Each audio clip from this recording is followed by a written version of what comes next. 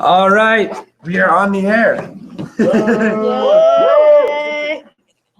All right, we got zero viewers at the moment. Okay, good. Okay, good. Let's get this out of the way. Okay. So should we wait? All right, we got some Or zoom through it. Or swans in the background. We're good to go. But yeah, we have one viewer. Hey! All right. Okay. who is it? Two Hi. viewers. Amazing. Good morning, everyone. Good morning, everyone. They can hear us, right? Oh, can they say? They can hear me. Yeah. So I'm just gonna pull up the chat room real quick. All right, two viewing. So hey, so everybody who's watching right now, can you just briefly throw something in the chat?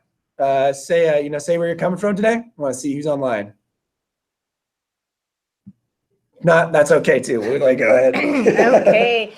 So good morning, everyone, and we are so happy to to kick off our second series of Ikeda Wisdom Academy with our lecture series on opening of the eyes. Yay! So along with me, my name is Deepti Jain, and I have a Yuko.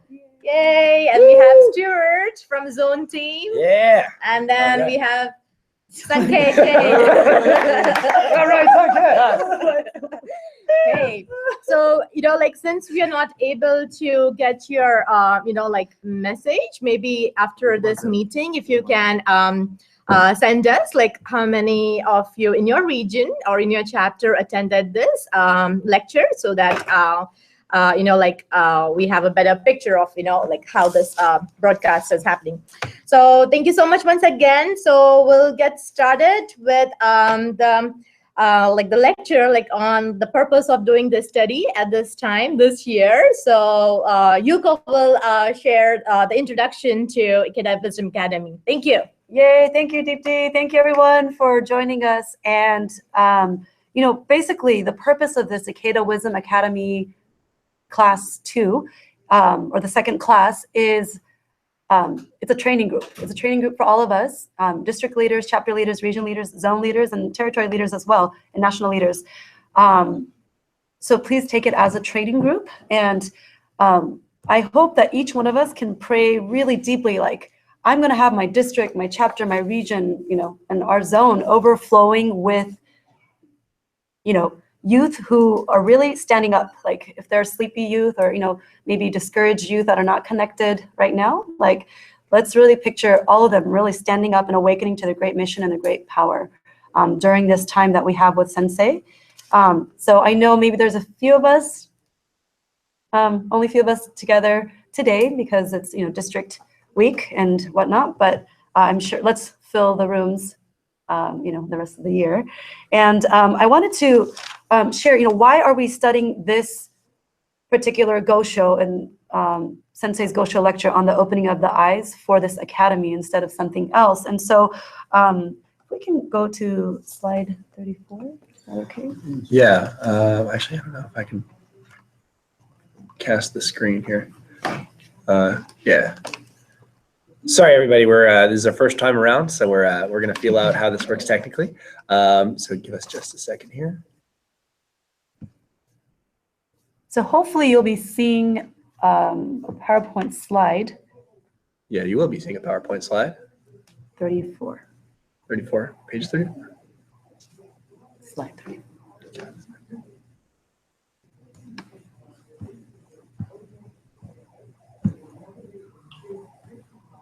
No, what is happening? Oh my God. Okay. All right. Yes. Okay, so hopefully you can see that screen and you can send us feedback by chat. But as you can see, the 3 mottos that President Ikeda gave to the youth of the world last year in September are totally based on the opening of the eyes. And so you'll find it in your October 7th, 2016 World Tribune as well. So let's keep going back to it. But the very first motto is, be the pillar of peace for all the world's peoples. And the second one is, be the eyes of respect for the dignity of life. And the third is, be the great ship of hope for the triumph of humanity. And just briefly, what are those 3 virtues? And you'll see that actually in your latest Living Buddhism as well on June 1st, so you can take a look. But the first virtue, when he says be the pillar, that's referring to the virtue of the sovereign. That's the power to protect all living beings. Can we do that? And do we have a sense of responsibility to protect all living beings? And the second virtue of the Buddha corresponds to the second motto, to be the eyes of respect. That's the virtue of the teacher who has wisdom to instruct people and lead people, educate people, and see what is the truth of things.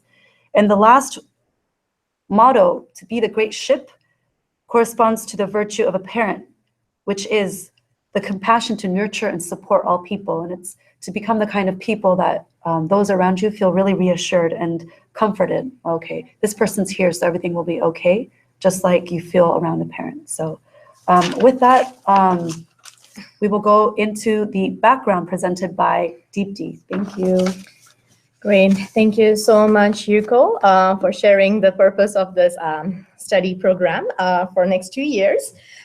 So we are reading on the opening of eyes, and the background, I'll share a background to this passage where Nichiren Daishonin wrote this treatise from Sado Island, and it was immediately after he survived the Tatsunokochi persecution, and he was sent to Sado and was sent to die. And the main theme of this Gosho is, how despite harsh conditions, Nichiren set out to write, encouragement, and then also writing the treatise to all his followers to how they can, dispel this clouds of darkness and, really, reaffirm the vow for enlightenment of all people. In this Gosho, we get answers to this to questions, and this is from the Ikeda Wisdom Academy, page 3, introduction chapter, where on the third para, he says, how can we open the closed eyes of people's hearts? And with that light, can we illuminate the darkness of ignorance? It is Nichiren Daishonin, the Buddha of the latter day of the law, who opened a path to answer these questions. Isn't that amazing? Also, this title also describes the opening of eyes. He describes how Nichiren Daishonin, he won this fundamental victory of life, this by victory of casting off the transient and revealing the truth in the course of his relentless struggle to surmount persecution after persecution and have a triumph over all obstacles and hardships. And how our state of life is very important, to face and overcome any obstacles, and to how to have a great state of life. He emphasizes, like on this 2 points. Sensei emphasizes on these 2 points, where he shares about how the clarification on what is the correct teaching of the latter day of the law. And, we'll be discussing this throughout this lecture series. And, he says that, and on page 10, on the second para, he says, the correct teaching is a doctrine of 3,000 realms in a single moment of life, hidden in the depths of Lotus Sutra, and the doctrine of the original cause and original effect, expounded in the lifespan chapter of the Lotus Sutra's essential teachings. Expressed more simply, it is a principle of the true mutual possession of the 10 worlds, whereby in defeating our fundamental darkness through pure and strong faith, we can bring the eternal state of the world of Buddhahood to manifest in the other 9 worlds within our lives. And also the second point, he emphasizes on significance of making a vow, and how to make and maintain our vow for Kosen Rufu and happiness for ourselves and for others. And I would like to also share this quote from page 9, in the first para, where he says, the flame of Nichiren Daishonin's struggle as a votary of Lotus Sutra, a struggle aimed at leading humanity to enlightenment and actualizing the principle of establishing the correct teaching for the peace of the land. And further down, he says, we can discern this unyielding resolve from the following well-known passage of the opening of the eyes. Quote, This I will state, let the gods forsake me, let all persecutions assail me. Still I will give my life for the sake of the law. Here I'll make a great vow. I will be the pillar of Japan. I will be the eyes of Japan. I will be the great ship of Japan. This is my vow, and I will never forsake it. So with this said, we'll dive into the lecture series presented by Stuart. Thank you. Thank you, Dipti. You can move it to Sunket and. Oh, whoa, Sunket and Stuart. All right.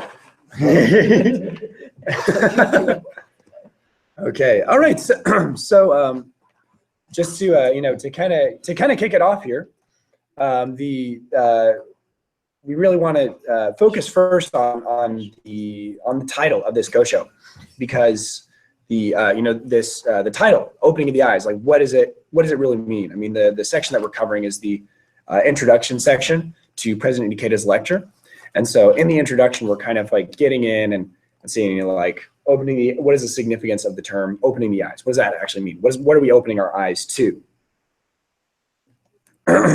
So going into the lecture material here, Sensei says Sensei actually goes through multiple ways of interpreting opening the eyes. What are we opening our eyes to? And the first thing I want to cover is opening our eyes to Nichiren, and particularly opening our eyes to Nichiren as the Buddha of the latter day of Allah. So I want to read a quote from page 8, and this is from page 8 of the opening of the eyes. Nichiren writes, on the 12th day of the ninth month of last year, 1279, between the hours of the rat and the ox, between 11 p.m. and 3 a.m., this person named Nichiren was beheaded. It is his soul that has come to this island of Sato, and in the second month of the following year, snowbound, is writing this to send to his close disciples. The description of the evil age in the encouraging devotion chapter seems terrible, but one who cares nothing for oneself, cares nothing about oneself for the sake of the law, has nothing to be frightened about. So to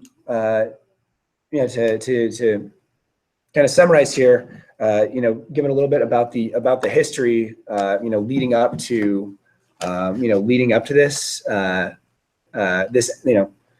opening of the eyes, and the Tatsunokuchi persecution. Nichiren was arrested and was sentenced to exile. But prior to actually being sent off to exile without a trial, was taken to Tatsunokuchi Beach, where he was to be beheaded without a trial. And despite the fact that literally at that point there was nothing that could save him. It was just we're going off to the beach, like this is the end of your life. Given this, a place from which there was no escape, Nichiren still had this state of life, which was, of unflinching faith, of faith that, no matter what happens, even if I lose my life, I'll not give up faith in the Lotus Sutra. And in doing so, he was able to literally transform the impossible into the possible. If we read, from, I don't have the quote with me directly, but in the Actions of the Votary of the Lotus Sutra, the Gosho, where Nichiren really elaborates on the events that happened leading up to the Tatsunokuchi persecution. During so, because of his unflinching faith, at the time when when he was supposed to be beheaded, there was this bright object that came through the sky, a comet, something that happened in the natural world. And because of that, because it happened right at that moment, his executioners were so frightened that they said, "Okay, not about this," and they didn't carry out his execution. But that was only possible because Nichiren had this strong faith that persisted throughout all these persecutions. Now, what is the real significance of this, other than he got to live another day? In so doing, Nichiren really exhibited the process of becoming a Buddha in the latter day of the law. But got to ask, like, why is that? What is the difference between somebody becoming a Buddha in the latter day of the law as opposed to the middle or former days of the law? On page 10, Sensei says, that a teaching that does not indicate the importance of battling fundamental darkness cannot be called the correct teaching for the latter day of the law. Because fundamentally, the latter day of the law is an evil age. It's an age where people are really steeped in desire and don't have a lot of wisdom. So to become a Buddha in the latter day of the law, you need to have a spirit to fight against evil, to stand strong in the face of evil, in the face of injustice. So in so doing, really what's fundamental to becoming a Buddha in the latter day of the law is this idea of a vow. This idea that no matter what, it's not faith is not conditional. Faith is something that a vow to accomplish something no matter what. And Nichiren provides this example of, even in the face of this ultimate,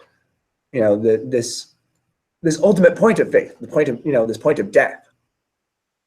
What is the spirit of faith that one should have? And so, Yuko, you wanted to share a little bit more regarding a vow, right? Sure. Yes. Yeah. Hi, everyone. So thank you so much, Stuart. I'm just interjecting here and there, but I just wanted to share that, like, for me, I didn't understand what the heck a vow meant, when I started practicing as a teenager. It sounded really abstract, and it also, and similarly, like, the concept of oneness of mentor and disciple sounded abstract to me at that time, when I began chanting and practicing. I came to realize over time, right, that it's actually not abstract for sure. It's very concrete, and it's not complicated. And I realized it means to simply make up my mind, and really in the depths of my life, in that moment with a lion's roar, like, no matter what, I will win. No matter what, I will crush all devilish functions. And no matter what, I'm going to carry out, Sensei's expectations for me. And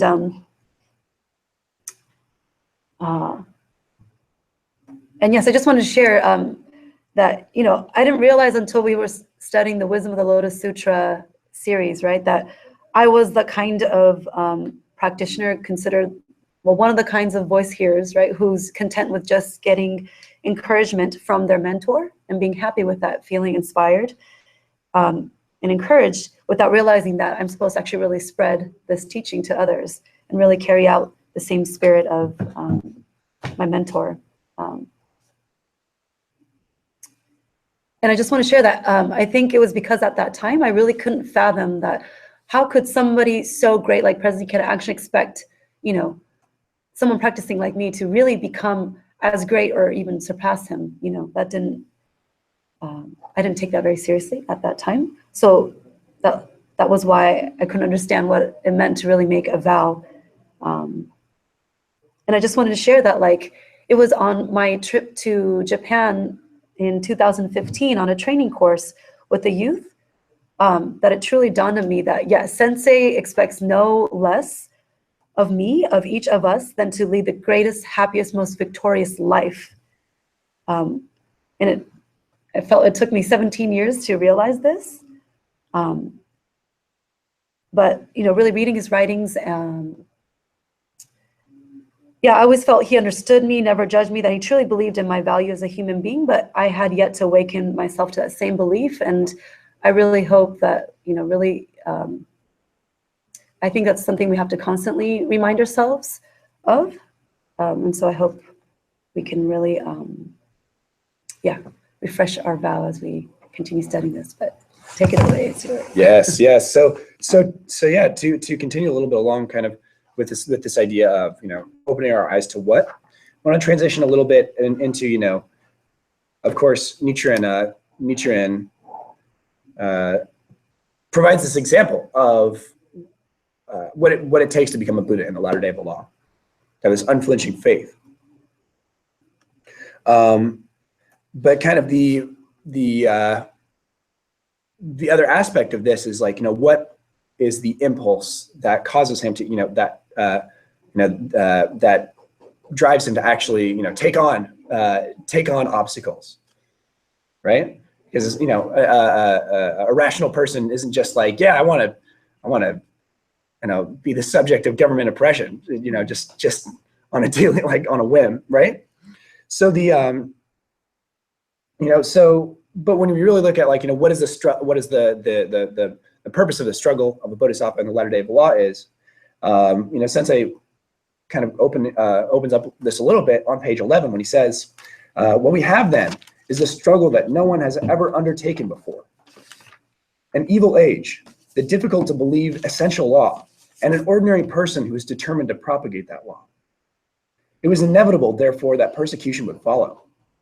Nichiren, while enduring one intense persecution after another, revealed the world of Buddhahood in his own life as an ordinary being. He offered his own life and practice as an example, and established the means by which to spread this essential law to all people. The driving force that enabled him to carry through and complete this struggle was his vow, and on an even deeper level, his boundless compassion for all living beings. And so when we say, when it's when we say the opening of the eyes, it's both opening our eyes to Nichiren as this example of how to become of an ordinary person becoming a Buddha in the latter day of the law, as well as the fact that what caused him, what allowed him to become a Buddha in the latter day of the law is the potential of all people to become Buddhas in the latter day of the law. So opening our eyes is opening our eyes both to Nichiren as the Buddha of the latter day of the law, as well as opening our eyes to the people, opening our eyes to the people of this latter age who have this potential inherent within their lives. And I do just want to share a little bit on that here. On page 12, there's a quote from the Gosho on the second column on page 12 of the lecture, where Nichiren says, "Although I and my disciples may encounter various difficulties, if we do not harbor doubts in our hearts, we will, as a matter of course, attain Buddhahood. Do not have doubts simply because heaven does not lend you protection. Do not be discouraged because you do not enjoy an easy and secure existence in this life. This is what I have taught my disciples morning and evening, and yet they begin to harbor doubts and abandon their faith. Foolish men are likely to forget the promises they have made when the crucial moment comes." And so, we all have, all people have this ability to become Buddhas. And that's the reason why we continue to propagate, why we continue to engage in SGI activities, because all people have this potential. But in order to do so, we have to bring out this same spirit as Nichiren, this same spirit of not begrudging one's life, so that we can manifest our full potential, manifest this potential as Buddhas, and really bring forth the power to save living beings in the latter age. And I'm going to pass it actually over to Yuko a little bit to share a bit more on kind of opening our eyes to the people and what that means really tangibly in society right now. So I think you all know our national women's leader. Her name is Akemi Bailey Haney, and she came recently to the Bay Area to support the Young Women's NorCal meeting, which is really wonderful. And I also had an opportunity to ask her a couple of questions the following week. And she continued to emphasize repeatedly, she said, "I want each and every single one of you young women," and today I would add young men, to become the most non-discriminatory people that are out there. And she said, this is because the essence of this Buddhism is respecting the dignity of all living beings. And she was pretty strict because she said, you might not think you have discrimination in your heart, but she said, let's say if we're all leaders here, right? She said, if you make a member feel uncomfortable, more often than not, it could be that, it's because you have some kind of discrimination, towards that person, for example. And she said to please really self-reflect that we have to become the most non-discriminating kind of people. And yeah, so it was really powerful. And it really struck me because that stuck with me. But then we also have the fortune to have Greg Martin, who I believe is still our National Study Department leader. He gave a series of lectures. He's still giving them, I think, in San Francisco today. But he was also lecturing on the opening of the eyes. And he said, please remove the arrow of discrimination from your own heart. And so as I continue to chant, I realize it's actually kind of dawned on me how discrimination or also like judgment of each other, even other members, can exist in the most subtle forms in our hearts, including maybe the way you judge somebody's capabilities or their character. And so I've really self-reflected. Actually, my heart shifted towards like a couple of people specifically, even after hearing that, even though I thought, I have like open-minded and all that, but we all have that, I think, that we need to tackle. And also, I wanted to add, as we're talking about opening our eyes to the people and challenging the discrimination that's in our own hearts, I wanted to add a quote from President Ikeda from Discussions on Youth. It's on page 132, and he's talking about human rights. And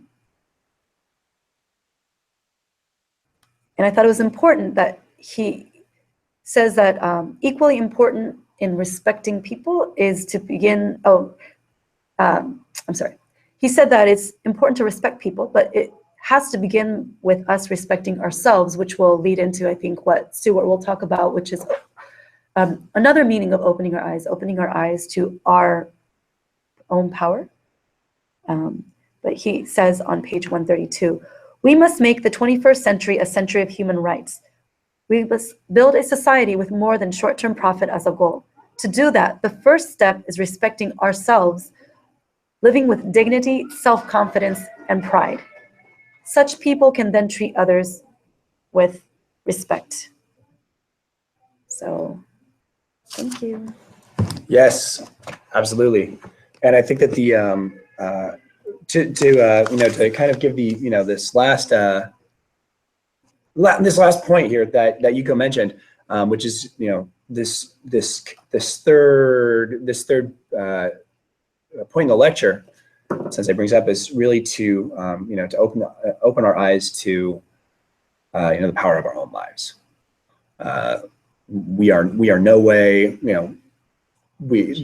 sometimes Nichiren or like the people can be regarded as sort of objective entities, but when we really read Nichiren's writings and practice with the spirit of oneness of mentor and disciple, then these sometimes seemingly objective concepts of the people and Nichiren are really united.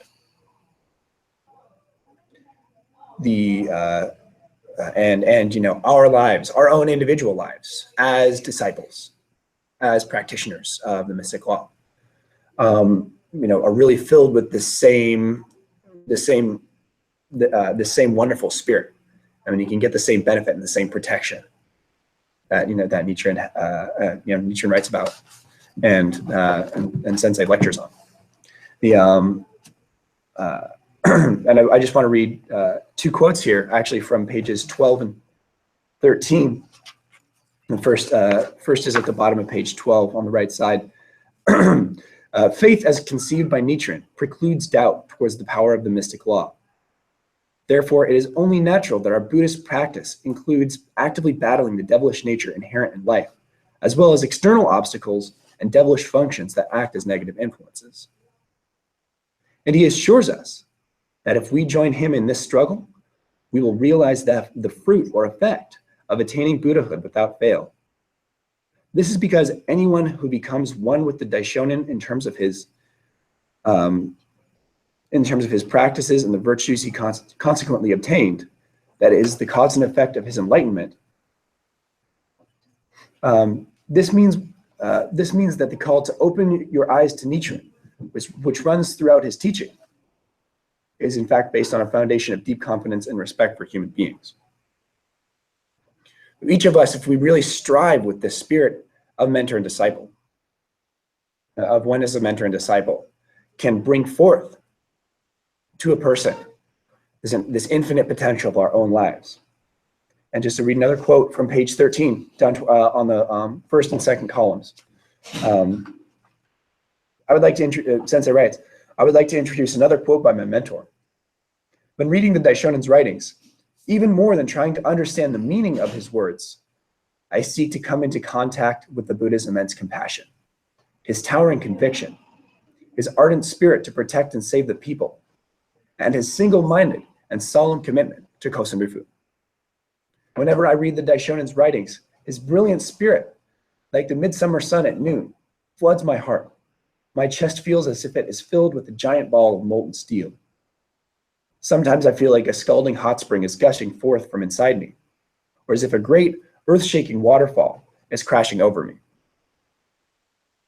And to bring this sort of to our, as we kind of set the tone here for the remainder of the Ikeda Wisdom Academy, it's that, the spirit of reading the Daishonen's, the spirit of reading the Gosho is really not to become people who memorize all the writings and know all the definitions, but really become people who can really understand the Daishonin spirit, his intention in writing these, so that even if with these writings, it's we can really understand the Daishonin spirit and carry that spirit in our daily lives as we're battling devilish functions, as we are challenging ourselves in our workplaces, in our families, in our communities, and showing not just telling the spirit of the Daishonin in our daily lives, and so. Yeah. So sort of to go off of that, we're going to actually share some determinations. Really, because this is our study is about making tangible things happen. We're going to have Sanket and Deepti share determinations. So, all right, here you go, Sanket. All right. Well, thank you so much, everyone, for joining. Such an amazing lecture. And I think, from this lecture, Nishtin is giving us the key to really solve all of our problems. It's giving us key at the crucial time how right to respond. It's give us the key that how can really inspire others. And honestly, sometimes it seems lots of information or it's so deep. And for me, it's like really deep, and sometimes it's a struggle to understand everything. But there's something I really learned from Mr. Tanigama when he came to LA in March, and he was really sharing that sometimes it only needs one line or one paragraph, to change our life. And the key is how can we really take this one line or one paragraph from each chapter and apply in our life and help others to do the same. That's the key. That's it. And for me, my determination, the one thing I took from the study is when Nisha was really talking about how can we cast off the transient and reveal the truth, And this is so profound. And when on page 7, it says, to verify his casting of the transient and reveal the truth, and to provide a clear mirror or the means so that others could do the same, Nichiren manifests the Gohanzon in the concrete graphic form. So, it says that the very reason why Nichiren inscribed the Gohanzon is to really cast off the transient and reveal the truth. And that's why I have to have this rock solid determination and this faith that no matter what happened, because I have this Gohanzon, I can really cast off this transient and anything and reveal the truth, which is like I'm the bodhisattvas of the earth, and really use this Gohanzon to help others and really help so many people to do the same. So that's my determination. Well, thank you so much, and hope you enjoy the study. And I'm going to forward it to Stuart. All right. So to give actually my determination, the I really, so when a year ago, I was in college, and I actually got my degree with a specialization in political science, and so I was really tied in with like political issues and so like for me, my determination is really that, I can really like show as many people this revolutionary practice as I can. Nietzsche and spirit to stand up for the people, no matter what he faced, is something that I just want to embody with my life, so that I can really take responsibility for not only my own happiness, but the happiness of my community, my state, and my country. Just where I am in my work, in my community, in my family, that every day I can just go to the Gohon zone and bring forth the same spirit, so that no matter where I'm engaging with others, I'm really representing Sensei and I'm representing the Daishonin, and just to live every single day without fail, with that kind of determination. That is my, so that's my determination moving forward. Thank you. Thank you, Stuart. Thank you, Sanket. I will share with you, the vow that I wrote down a couple of weeks ago, after I really had the opportunity, honestly, like just talking to Kami, totally, I feel like it saved my life, not in a weird way, but just really, I heard everything I needed to hear, because I was kind of, maybe not rock bottom, but pretty low. And I vowed, in 3 sentences, I vowed to become a queen of Daimoku, study, and Shakubuku. I will achieve my own happiness by overcoming my greatest weaknesses and fight every day for the happiness of all young women in Golden Gate Mentor and Disciple Zone, always returning to this vow each day and smiling through all struggles. And members will brim with benefit, life force, pride, and seeking spirit, and together we will create a tangible shift in the wider community. So thank you. Great, thank you so much, Sanket, Stuart, and Yuko, for sharing your determinations. And my personal determination is, after really reading this lecture, basically the introduction to our Ikeda Wisdom Academy series, and I really went back to all the Sensei's message, which he sent on October 7, 2016, where he says, "Please promise with me to work hard over the next 2 years, and working hard just not in Gakkai for me, but also in my personal life and society, next 2 years with our fellow members around the world to expand our network of bodhisattvas of the earth through Shakubuku efforts, and forge ahead with energy, wisdom, and good cheer to make the triumph of mentor and disciple resound into the eternal future of the latter day of the law." I know, though I may not be able to read this every day, but however, I'm really determined to really make and maintain this vow, and really, promise Sensei that no matter what, 2018 is a year of victory, total victory, not in Gakkai, but also in my personal life, and really writing down my goal of how I vision myself and my family towards a great gathering of 50,000 youth, and also really continuously sharing my challenges and my victories with Sensei on daily basis. So thank you so much for everyone for your undivided attention towards this call and meeting. Please share your goals and determinations, or you can type into the chat. And also, you can also share if you have any questions, if you have now, through the chat, and we'll open it for Q&A now. Thank you.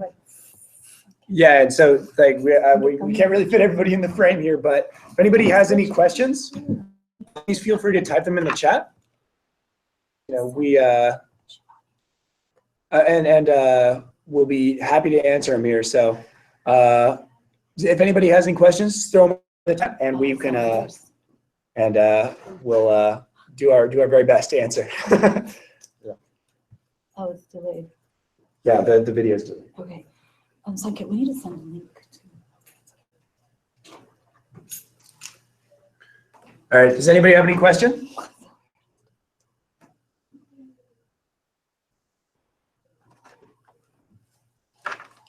Oh, are we able to hear?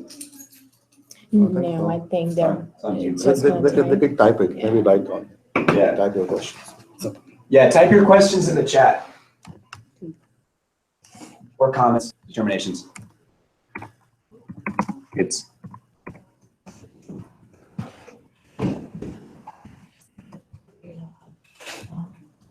Broadcasting sound.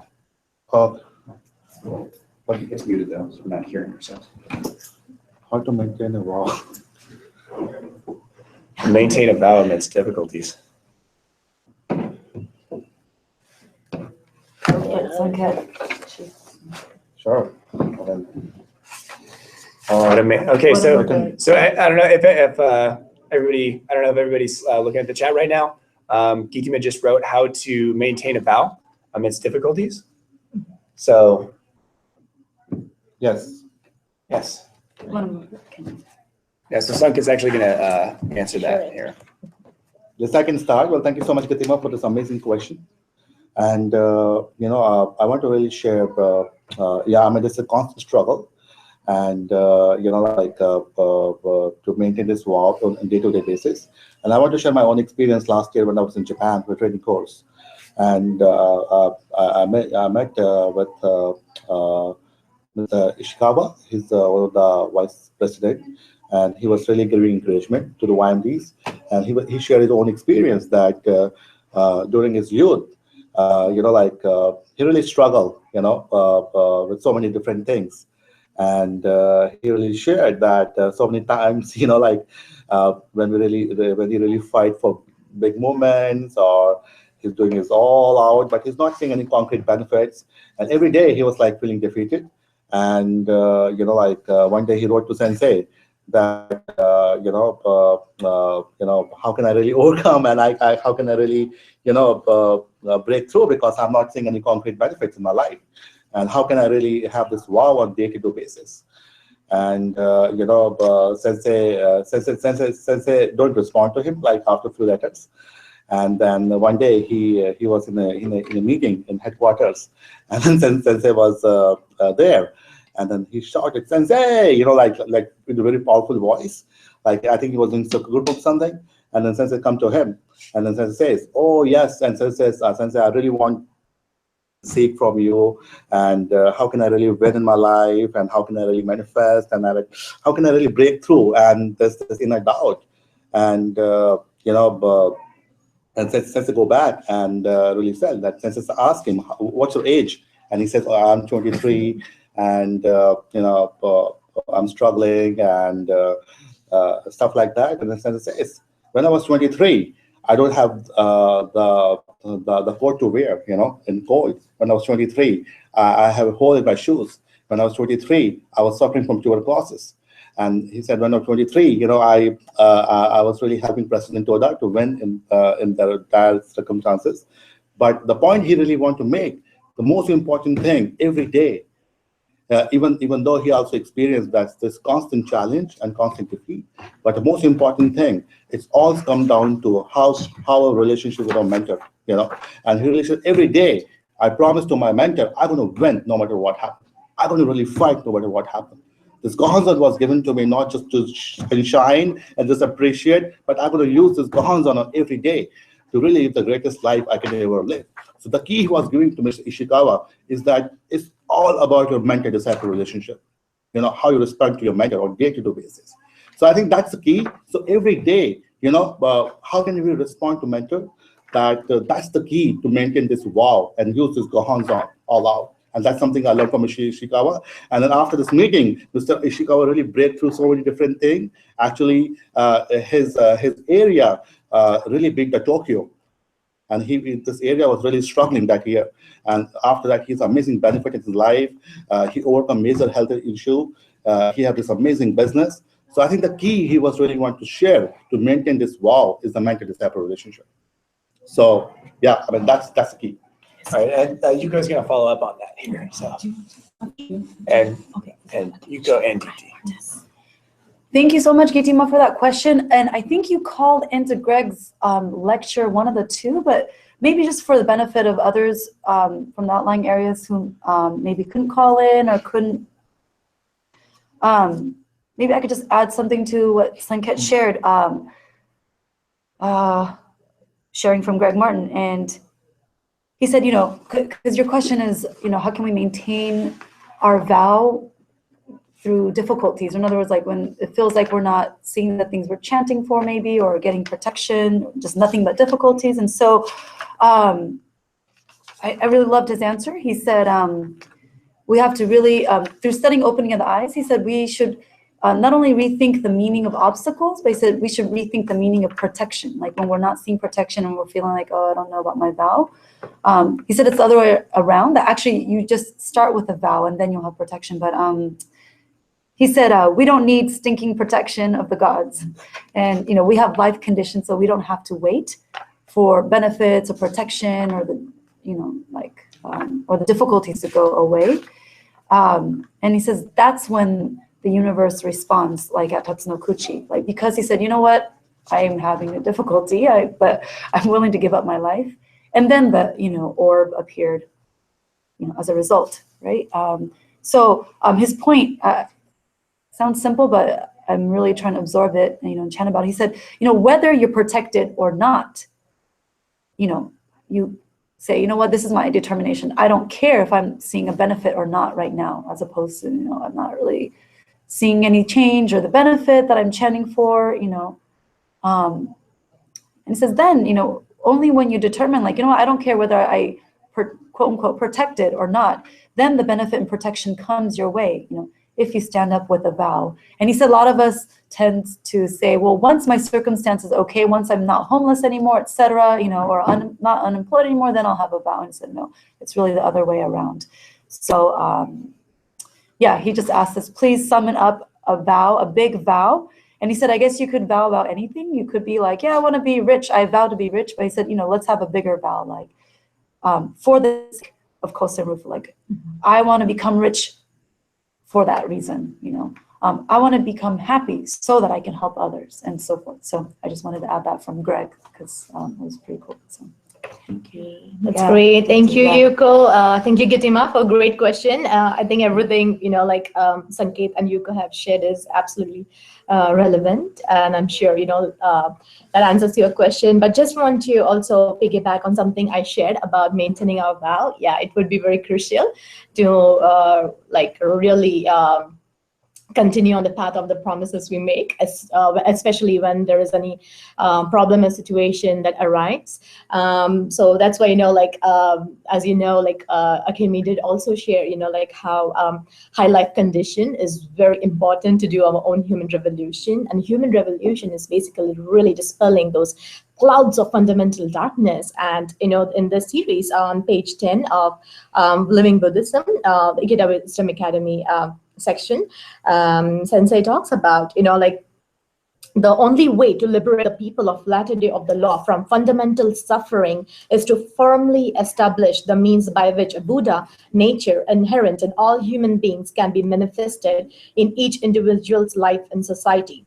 Because all obstacles and devilish functions are in essence manifestation of fundamental darkness, a teaching that does not indicate the importance of battling fundamental darkness cannot be called the correct teaching for the latter day of the law.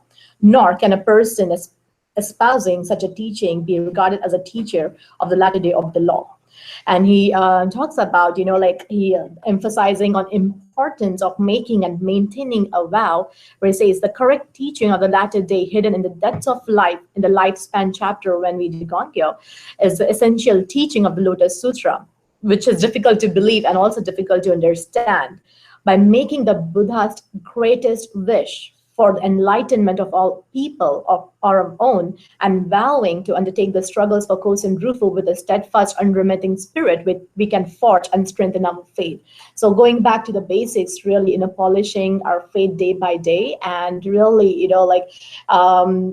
being a champion of or queen of Daimoku, and really, as Akemi also shared, challenging your weakness, in front of your Gohonzon, the things that make you cry in front of your Gohonzon, and really through challenging that, we will be difficult and definitely be able to really have that unswavering faith even during the times of hardships of obstacles. Thank you so much, Gitima. And we do have a few more minutes, so we can take a few more questions. Thank you.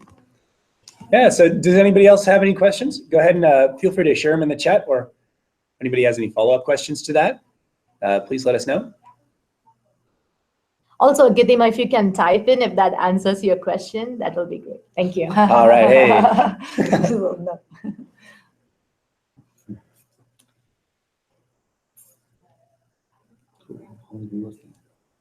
Three watching, four now, including us. Maybe we'll wait for a couple of more minutes, and then we can share some announcements. Maybe while people are adding to the chat, can I just piggyback on what you shared as well? Devilish functions, but please type in anything if you can, and I'll keep it short. But I love what Akemi said about devilish functions. Actually, the quote that Deepti shared was something I'd also written down about battling devilish functions. I think there's like no more important ability in our practice than to recognize devilish functions, because they're all around us. And I just loved how she put it, even though, I mean, Sensei says the same thing, but just when she put it in this way, it really stuck with me. And she said, devilish functions don't take birthdays, they don't take holidays, they don't take weekends off, it comes at any moment. And she said, how many of you guys have gone out on your birthday dinner with your partner, your friends, and your family, and you think you're gonna have the greatest time, and you come home, you're crying, you're in a fight, you were not happy with what you got, or, some major fight broke out. And so and everybody said, yeah, we all recognize that. And so the importance of being vigilant, and wanted to share it from, if it's okay, just Sensei shared in his New Year's message too. In his first point, he quotes the Daishonin. He says, strengthen your faith day by day and month after month. Should you slacken in your resolve even a bit, devils will take advantage from persecutions befalling the sage. So like Deepti said, I really think it's just us challenging as youth to really up our daimoku, especially in the mornings, and to really challenge devilish functions. Otherwise, they will seep in, when we become complacent. And I can definitely attest to that. So, yeah. Thank you. Any chats? Let's see if we check in on the chat here. No new questions. So maybe from Jesse. Yeah, Jesse. See your comment there. Jesse Naomi. Jesse's called. Yeah. Chatting. Yeah. But yeah. So just to add a little bit there too, because this is an important part, of course. keeping a vow. Yeah, we're just riffing off of Gitima right now. Appreciate that. One of the things that I got out of Craig Martin's lecture that over the past 2 days was that one of the points he mentioned was that it's not that we have the importance is not that we have doubt-free faith, because we're in Buddhism we talk about the oneness of good and evil. We're gonna have these different impulses in our life. Yeah. So the importance is not that we always have it's always on 100% of the time, but more important it's that we have doubt-freeing faith. So we have faith where even though we're engaged in a really real way in society, in our lives, and we have these different obstacles that we go through, different things which may pop up in our mind saying am I really being protected right now? What's most important is that at that time we go back to the Gohonzon and we go back to our studies, and because our a vow is something which is much deeper than an intellectual understanding of our situation. A vow is something where we make it deep in the depths of our lives, and then we engage in the real world. And so if we encounter something, and in the past couple of weeks I've definitely encountered a few things which were just like, damn, like this sucks. And to be totally frank, but what's most important is to really, return to our prime point, and really make a strong vow that's not built on the surface, not kind of like show me the money vow, which says, like if I were to lose, my job or something, my vow's out the window, but really like dig deep with our daimoku and make a determination that's like, below everything, just like deep in the core of our lives, so that no matter what happens, we'll be unshaken, right? Because, we may have to be exiled to a snowy island up in, for SGI USA, maybe it's like somewhere up in Canada, being exiled up there. I don't know.